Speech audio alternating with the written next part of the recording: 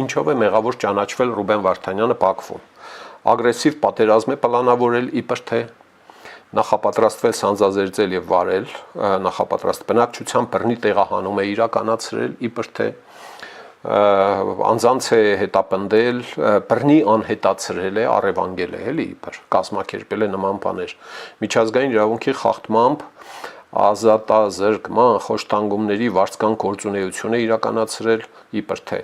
պատերազմի օրենքների եւ սովորույթների խախտման զինված հակամարտության ժամանակ միջազգային մարդասիրական իրավունք է խախտել իբր թե կանխամտածված սպանություններ է կատարել, անօրինական ձեռնարկատիրությամբ է զբաղվել, ահաբեկչության ֆինանսավորում, հանցավոր միավորում է ստեղծել եւ այլ մեղադրանքներով։ Հա Համիստեղից որ մեկն է, էլի օրինակի համար Ռուբեն Վարդանյանին կպնում։ Ես Ռուբեն Վարդանյանի բանը ինչ է, քաղաքական ուժի հետ կապ չունեմ, չկա այդպիսի մի ընդհանրություն, պաշտպանելու հատուկ ինչ որ արտառոց պաշտպանական փաստաբանը չեն վերջապես էլի, հա, բայց ակնհայտ է որ շինծու մեղադրանքներով այս մարդը եւ նախորդներին այնտեղ մեղադրանքները ամբողջությամբ հրապարակված չեն իհարկե, հա, բռնել դատել, դա դատ չէ, դա հաշվեհարդար է, պատիժ է, ինչպես Ալիևն է պնդում, դա իբր թե Նյուրնբերգ է անում,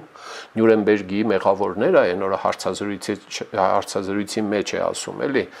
ասում է շատ ավելի դաժան բան են արել այս հայերը, քան թե Նյուրնբերգյան դատավարություններում դատված մեղավորները։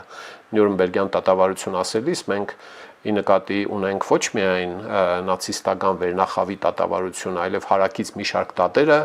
որոնց ժամանակ բազմաթիվ հանցակիցներ, փոքր տրամաչափի պաշտոնյաներ են դատվել, էլի բժիշկներ եւ այլն, քարոզիչներ, հա, այնպես որ բանը շատ մի ուրախացեք, էլի ժողովուրդ, որ բռնապետը իր անօրինական դատարանով մարդկանց է դատում։ Ես ոչ միայն ես մեր գերի եւ պատանդների 19 հոգու դատի նկատի ունեմ, այլև այնտեղ բավականին բարեխիղճ լրագրողներ, իրավապաշտպաններ, որոնք քննադատում են Ալիևի ռեժիմը, 400 քանի հոգի քաղաքական բանտարկյալ կա։ Սա իմիջիայլոց, որպեսզի իմանաք։ Սիրելի ժողովուրդ, խնդրում եմ լայքել եւ բաժանորդագրվել ալիքը։ Դրանով դուք կնպաստեք, որ հաղորդումներն ավելի շատ մարդ տեսնի։